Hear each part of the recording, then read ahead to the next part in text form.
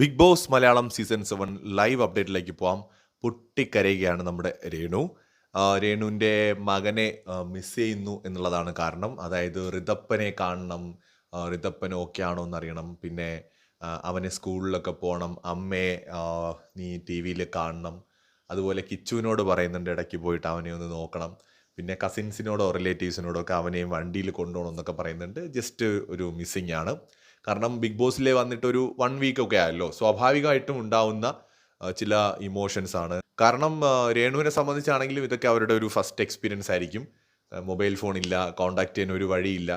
കുഞ്ഞിനെ ആദ്യമായിട്ടായിരിക്കും ഇത്രയും ദിവസം മിസ് ചെയ്തിരിക്കുന്നത്. ഒരു കോൺടാക്റ്റും ഇല്ല. അതായത് നമ്മൾ 1 മണിക്കൂർ കാണുന്നതോ അല്ലെങ്കിൽ ലൈവിൽ കാണുന്നതോ അല്ലല്ലോ, ഒരു ഡേ ആൻഡ് നൈറ്റ് ഫുള്ള് ഒന്ന് ഇമാജിൻ ചെയ്ത് നോക്കുക. ആരെയും കോൺടാക്ട് ചെയ്യാൻ പറ്റാതെ അപരിചിതരായിട്ടുള്ള കുറേ ആൾക്കാരുടെ ഇടയിൽ ജീവിക്കുമ്പോൾ സ്വാഭാവികമായിട്ട് ഇമോഷൻസ് തോന്നാം. ലാസ്റ്റ് ടൈം ഒരിക്കൽ ആ മേക്കപ്പ് ഏരിയയുടെ അവിടെ നിന്ന് കരഞ്ഞു കണ്ടപ്പോൾ എനിക്ക് ഒരു ഫേക്ക് ആയിട്ടാണ് തോന്നിയത്.